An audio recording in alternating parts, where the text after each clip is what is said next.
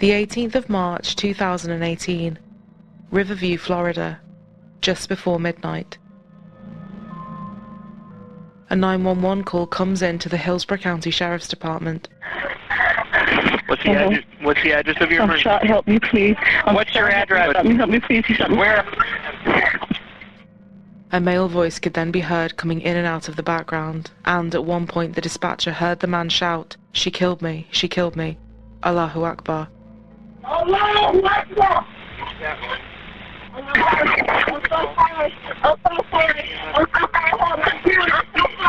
Ma'am, hello? Ma'am. Right now, come out here and help me kill it. Now! They got a partial address from the woman, but after 4 minutes the call ended. Authorities set off to the house in question, 13248 Pike Lake Drive. As they were on their way, neighbours were calling in too. Hello, 911. What is your emergency? Yes, my neighbor is beating up his girlfriend next door. The woman who made the call ran to a neighbour's house and banged on the door before being followed out by the man holding a shotgun. 911, what is your emergency? Hey, I just been attacked by some white demons inside Kiki. Kiki, her name is Kiki, and she tried to kill me. What's the ad? Huh? People started coming outside too as they heard the commotion. One man watched in horror as the man grabbed her and started beating her with the gun. James Gray awoke to the same screams. He looked through the peephole and saw the man standing over the woman, who was now lying face down on the ground just outside his house. He told his fiancée to call 911 and asked if she knew them. She said she recognized the man as Ronnie O'Neill. James walked outside as O'Neill was standing over the woman, gripping her arm. Before James could say anything, O'Neill started yelling at him that he didn't understand. She killed me, he kept saying, before dropping the woman's arm and walking back inside.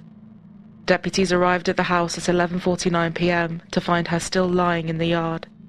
She was pronounced dead at the scene. As they turned around into the neighbouring house, they saw that flames were starting to build inside. The house was on fire. As they approached, the garage door started to open, and O'Neill stepped out and started walking towards them. They ordered him to stop and get on the ground, but he ignored them. They eventually had to taser him and force him into the police car. While inside the car, he was agitated and shouting about Kiki being the devil, and said the kids are the devil's kids. As they started forcing entry into the burning house, a young boy came staggering out. Blood was coming from his mouth, and he was covered in stab wounds. He was smouldering from the fire, and one detective said it looked like he had been disemboweled because the injuries to his torso were so severe. He said, "My dad killed my mom," as he collapsed to the ground. One firefighter finally got inside and started sliding along the wall, using his hand to guide him. The smoke was so thick he couldn't see an inch past his face. Suddenly he slipped and fell to the floor. It was totally soaked in blood, and knives were scattered around everywhere. He put his hand out slowly and suddenly felt someone else. It was a young girl, bleeding heavily and on fire. He carried her outside and placed her on the ground before another firefighter rushed over to him. The girl had been attacked so badly, she was totally unrecognizable and was almost decapitated. The firefighter said he just burst into tears, having to be held up by his colleague. Detective Mike Blair was now hurrying to the call-out. He'd been in the force for years and had responded to hundreds and hundreds of these, but this one would completely change his life in so many ways. When he got there, the 7-year-old boy, who they now knew as Ronnie Jr., was being airlifted to hospital, and the medics said there was a high chance he wasn't going to pull through. He had been stabbed 20 times, and the two people that were dead were his mother and sister, 33-year-old Kenyatta Barron, who went by Kiki, and her daughter, 9-year-old Renivia Neal, who people called Nivi. The man in handcuffs and on his way to the station was Ronnie O'Neill III. 33-year-old Kiki was his on-off girlfriend, and Nivi and Ronnie Jr. were their 2 children. Kiki had been stabbed, shot with a shotgun, and beaten, her cause of death being listed as blunt force trauma. And Nivi had been attacked with a hatchet, shot in the neck, and set on fire. He had also stabbed his son repeatedly before setting him on fire and pouring gasoline everywhere else. At 4 a.m, O'Neill went into his first interview with police. He was being held without bond, and police needed to determine what on earth had happened. He was very vague and not really present. He couldn't tell them the day or the time, and questions like, "Do you have any brothers or sisters?" seemed very confusing for him. He had joined the Reserve Officer Training Corps and was working odd jobs as a truck driver and in a gaming house. In 2010, he joined the Build Your Community, also known as BYC, a local social work group. BYC worked in impoverished neighborhoods, mentoring the youth. Realistically, based on everything everyone had seen and heard on the 911 calls, they already had enough to charge him, but they were hoping he would give them more. As they carried on talking to him back at Pike Lake Drive, it was just a sea of yellow tape and flashing lights. Kiki Barron had recently gone back to school and was enrolled at Hillsborough Community College.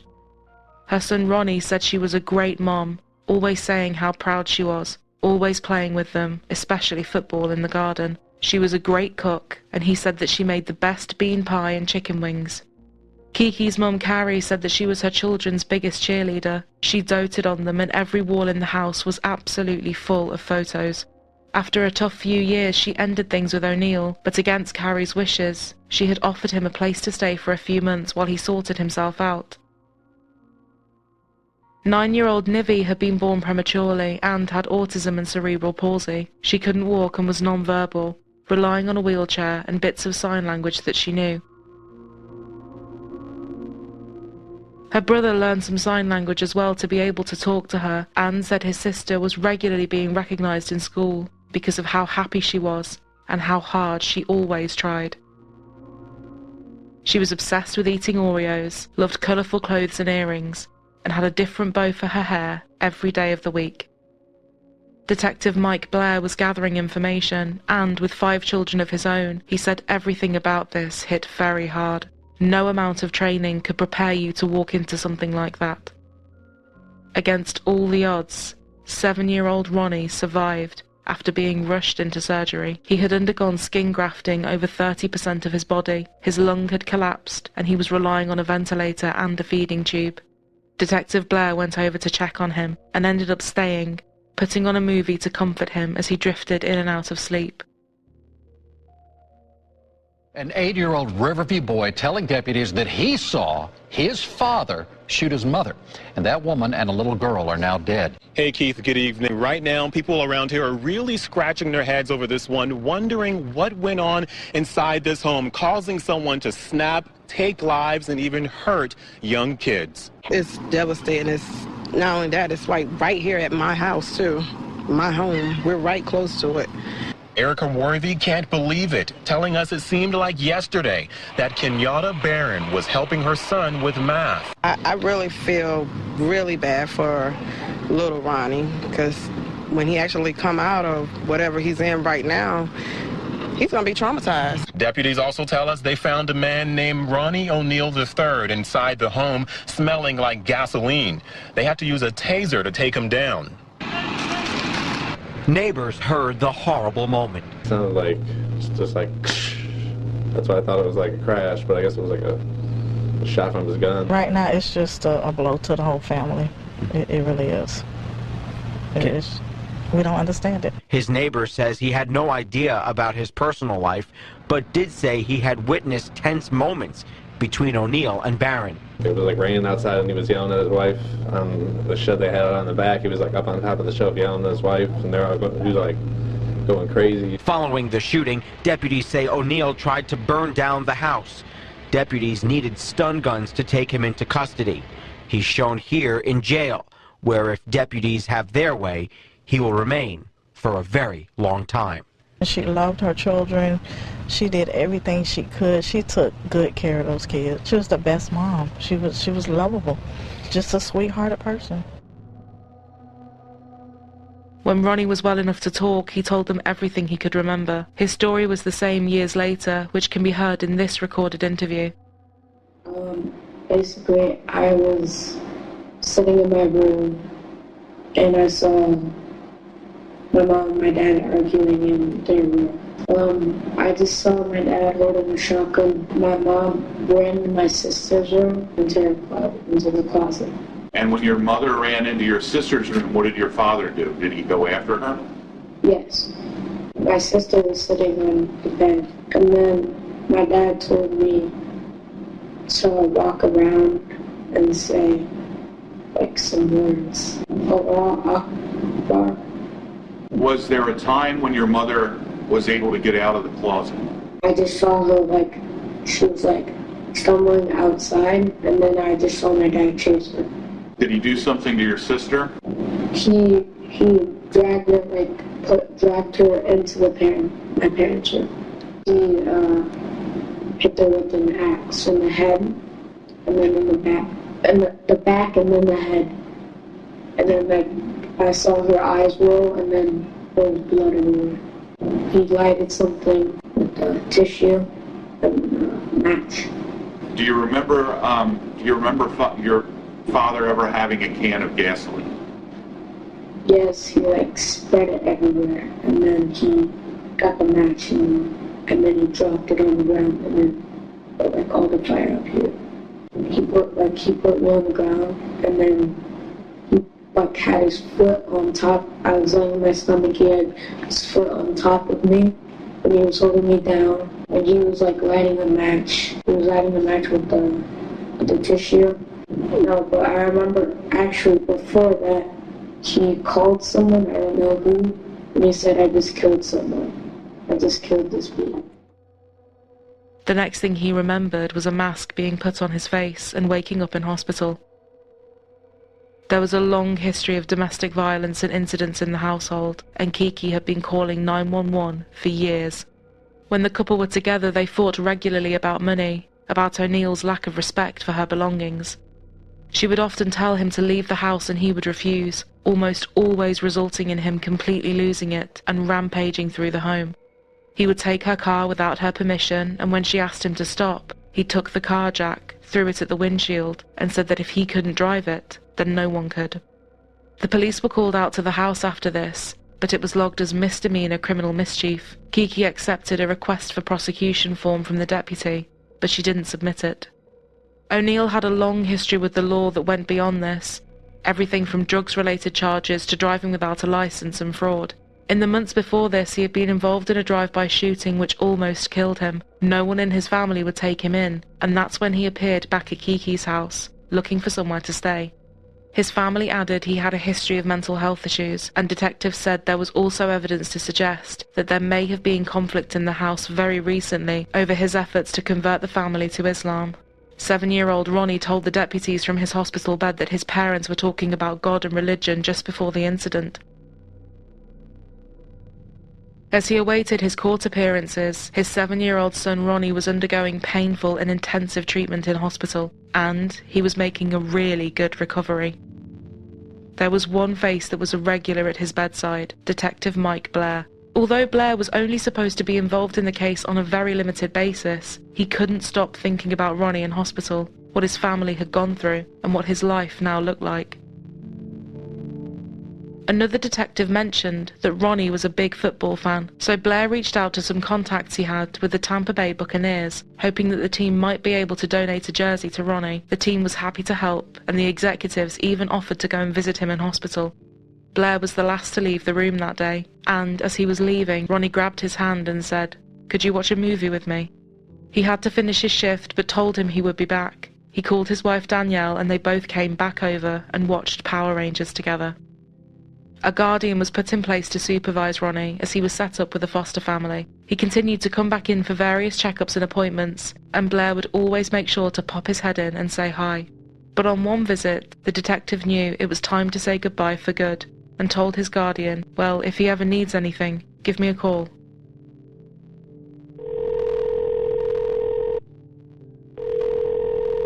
And sure enough, that call came. Ronnie was having such a tough time with where he was living. His guardian called him and asked him what he should do. "Bring him to me," Mike said. And with just the shirt on his back, 7-year-old Ronnie arrived at the Blairs' house.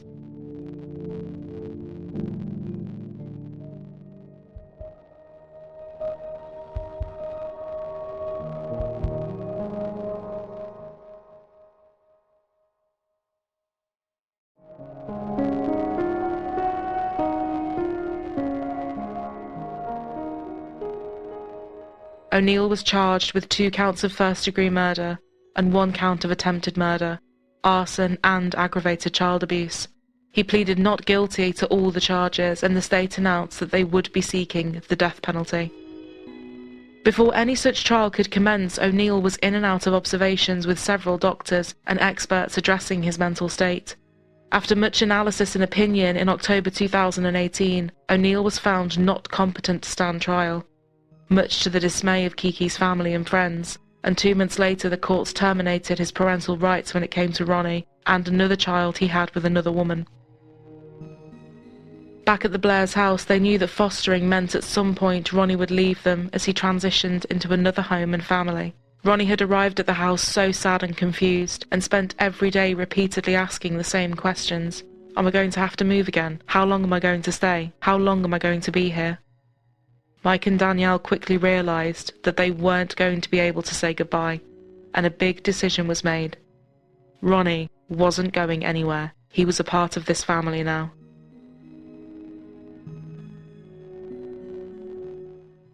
In June 2019, after further assessments, a judge determined that he was competent to stand trial and it would go ahead, which in June 2021 it did. This 3 years in the making court case would garner national attention, as O'Neill decided to represent himself in court, acting as his own attorney, something which, for obvious reasons, everybody advised him against, including the judge. She said, as you know you have the right to represent yourself, you also have the right to have counsel represent you. Again, I am going to tell you that there are many potential disadvantages and pitfalls to representing yourself, that specifically you will be held to the same standard that the lawyers would be. But O'Neill demanded that he be allowed to act as his own attorney, saying that the public defenders assigned to his case refused to use the stand your ground defense for the trial. A defense in which Florida states that a person has no duty to retreat and can use deadly force when in fear of great bodily harm or death. But this did not apply in any way to this case. So when he heard this, he decided to drop his lawyers and represent himself. Happening today, a bizarre turn of events in a brutal murder case out of Riverview.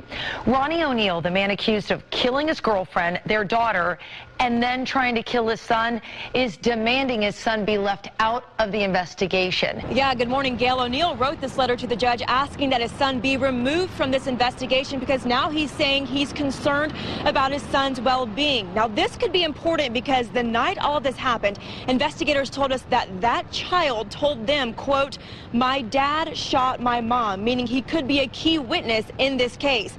Take a look. Here's the letter I'm talking about. In the letter written to the judge, O'Neill writes that the state is using his own child as a material witness, and he wants to protect his child from any interrogation by law enforcement. He writes that he is worried about the psychological well-being of his son. He's also asked the judge to move the case out of Hillsborough County so he can get a fair trial. O'Neill does have a hearing today regarding some public records issues, and of course this letter could be brought up in front of the judge this afternoon as well. Of course, if it is, we'll let you know what the results are. Gail? So he allegedly brutally attacks his own son, and now he's trying to protect him? All right, thanks, Avery. He often screamed at the jurors, was agitated and unpredictable, and his big defense was that the case had been fabricated by the police. The 911 calls Kiki had made were fake, and law enforcement had tampered with evidence and coached his now 11-year-old son Ronnie to say things. Called 911. The state began their opening statements by playing the 911 call Kenyatta Barron made just before midnight. During the call, you can hear Barron screaming and pleading for her life. The state says Ronnie O'Neill III hunted her down as she hid from him in a bedroom closet. They eventually ended up at their neighbor's front door, where Assistant State Attorney Scott Harmon says O'Neill beat her to death with a shotgun. That's the barrel, the tip of the barrel with a dent in it. Harmon says he then killed his daughter, who had autism and couldn't speak. She couldn't beg for her life. The evidence is going to show I love my children. And the evidence is going to prove to you that this whole entire case has been tampered with and fabricated. O'Neill III has been defending himself. He seemed extremely agitated, yelling at the jury throughout his nearly 30-minute-long opening statement. She threatened to kill me with a knife just a few weeks before the incident, and she was angry about my relationship with my other child's mom. He says his son is unreliable when it comes to the, quote, actual facts of the case because he suffers from PTSD and that he has been coached on his responses. That boy survived and is expected to testify against his father at some point during this case. And then came a truly unprecedented moment as far as court cases would go. 11-year-old Ronnie would testify against his father, and his father would cross-examine him. How you doing? Good. It's good to see you, man. Good to see you too. Did you see me beat your mom? No. Did you see me shoot your mom? No. But you did hear a shot that night. Is that correct? Yes. And when you heard that shot, where were you at that time? Standing by the house front. Do you know where your mom was shot at? And what part of the body she was shot in? Do you know anything about that? No. Now you just said a while ago that I came back in and took your sister from her room to your mom's room and hit her with an axe, right? Yes. All right, thank you. All right, very good. Good one, all right? All right, very good. It's time for redirect examination. So, Mr. The state may have a couple of follow-up questions for you, and then we're done. Detective Blair also went on the stand and told the jury about he and his wife now had Ronnie living with them. And when it came time for O'Neill to talk to him, he took a long pause, and everyone held their breath, wondering what he was going to say about this. He said, "Thank you, from the bottom of my heart to the top of my head. Thank you for what you've done. No further questions, Your Honor." Blair left the courtroom. The way O'Neill behaved throughout this entire trial put everyone on edge. Experienced trial lawyer Anthony Rickman was not involved in the case, but had, along with most people, been following it. He said, "You have the person who is accused of 2 heinous murders screaming at the jury. When you look at how he presented himself throughout the case, pacing the courtroom, his body language, his gestures, his rage, his anger, the mood swings, he painted a picture of what he probably looked like when he committed these murders." It was now time for the closing arguments. He showed you a fraudulent recording where they allege that I beat Kenyatta Barron to death. He talked about Mr. Khalil Brown, my neighbor who stayed across the street. But if Mr. Khalil Brown was a help to them proving me guilty beyond a reasonable doubt, they would have called Mr. Khalil Brown. And like I told you earlier, you will know the truth, whether in this trial or the next one. Better believe it. If you think I'm here to play around with y'all, God damn it, I'm not. All right, Mr. O'Neill, please stop using swearing language. It's not appropriate in a closing argument. Now, he played a recording that was sped up. Why didn't you play the regular recording that people can understand what the call was saying? Objection to the defendant asking me questions, Your Honor. Mr. O'Neill, listen, please just keep in mind this is not personal towards the prosecutors. Please keep your comments directed towards the evidence and the law. After a 2-week trial, all was said and done, and it was down to the jury. They talked for just a few hours, and their verdict came as no surprise. Guilty on all counts. This evening, a Hillsborough County jury convicted Ronnie O'Neill of murdering his girlfriend, their daughter, and nearly killing his son. He was found guilty of 2 counts of first-degree murder, 1 count of attempted first-degree murder, 2 counts of aggravated child abuse, 1 count of resisting law enforcement, and arson. During the penalty phase of the process, deciding whether he would actually be sentenced to death or not, he changed his tune and chose to let the lawyers take this part. His defense team argued that he had schizophrenia and delusional disorder and was shot just months before the murders, raped as a child, and suffers from PTSD. They said it was an idle mind in a devil's workshop, adding, O'Neill feels like he's under attack, he's up all night, he's paranoid, he's hypervigilant. One doctor who evaluated him on 13 separate occasions said that he would often hallucinate and have paranoid delusions, adding, the capital felony was committed while the defendant was under the influence of extreme mental or emotional disturbance. O'Neill escaped the death penalty, as in Florida it must be a unanimous decision. On count one, Mr. O'Neill, I will adjudicate you guilty, sentence you to life in prison with a minimum mandatory of life in prison without the possibility of parole. Count two, sentence you to life in prison without the possibility of parole. Count three, I'm going to sentence you on the attempted murder, adjudicate you guilty, sentence you to life in prison. On count four. Instead, he was sentenced to life without parole plus 60 years. Carrie, Kiki's mom, spoke to him in court, calling him a coward and saying that the wrong decision was made by the jury. The prosecution agreed and said that they felt they presented a case that was indeed fit to be punished by death. Kiki's sister Desato was devastated at the result as well, saying, he took a disabled little child and her mother in the most inhumane way possible. He slaughtered them. If you can't tell me that's worth a life, then I kind of lost a little bit of faith in the justice system, because if anything, that's worth a life. Ronnie O'Neill III addressed the court for one final time. I am not sorry for something I did do, and I am not sorry for the things I did do. And Judge Michelle Sisko told him if he raised his voice again like that, she would just ask him to leave.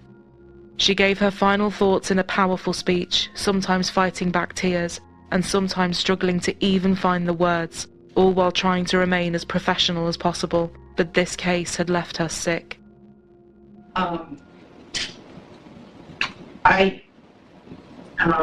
When the person from fire department, when he testified, and when he said that he retrieved the body of Riverview O'Neill from the home, and all he could do was sob. It took every ounce I had not to start sobbing too, because there is no way any person with any feeling could have witnessed or seen the photos of what occurred that night and not be haunted for the rest of your life. The way that Ms. Barron died was horrific, and that 911 call, which captured truly all of it. You heard, and everyone who's heard that 911 call, heard a death scream. If anybody ever wants to know what it sounds like before a human being dies, knowing that their death is imminent, that's exactly what it is. What happened to little Ronivia and to little Ronnie, but I'm going to focus on Ronivia, because she was special. Little Ronivia, she couldn't scream, she couldn't run away. She already had a life where she was born with challenges. But the pain and suffering that she suffered that night at your hands, unspeakable. That first time you struck her with that hatchet, and little Ronnie testified that all he could see was tears coming out of his sister's face. At that moment, that child knew she was being betrayed in the cruelest, most tragic, and sorrowful way that a child could ever be betrayed. She was being betrayed by her parent, the one person that should be there to protect their children and love them and keep them from harm. And that was the last thing that child felt before she passed on from this earth, was your utter, cruel betrayal to her. I'm going to look you in the eye and tell you, this is the worst case ever in my life, and I have seen some horrors, but this is it. O'Neill later appealed for a new trial, but this was denied and his conviction was upheld. The staggeringly cruel events of that night back in March 2018 is frankly hard to think about. Carrie said Kiki and Nivi were the light of so many lives, lights that were dimmed far too early and in the most barbaric way. She said, my family and my life. I breathe for my family, and now you've got me gasping for air.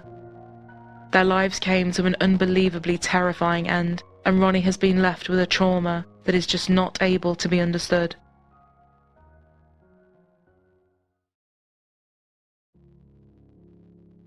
That being said, it is here that we end today's episode with a silver lining amidst such a stormy sky.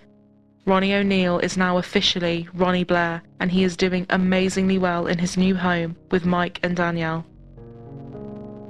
His new older brother Hunter said he quickly became like any younger brother. He's an extremely strong, funny kid. It's hard to picture our family without him.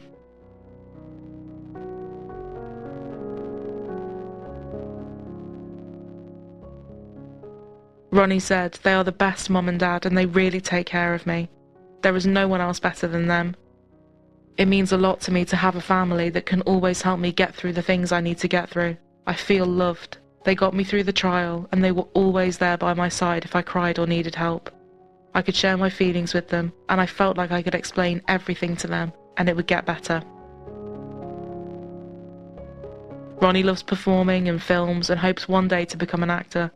He loves playing with the family dog, swimming and travelling with everyone. As well as the Blairs to help him, he is finding his feet again with regular therapy sessions. Whatever lies ahead for Ronnie, we want him to go after it and do it, said Detective Mike Blair. They all know that nothing can ever replace what Ronnie lost. Mike said Danielle and I told him we don't ever expect to replace his mom and dad. Ronnie does have fond memories and remembers times before that night that were very positive. They always make sure his mother Kiki and sister Nivi are spoken about all the time and are regular names in their house. And every time Ronnie has moments of stress, anxiety or anger, they have a family mantra, something Mike says to him every night before bed. Hey, remember, what are you? And although the now teenage Ronnie will sometimes smile and roll his eyes, his answer is always the same. I am safe, I am loved, and I am part of this family.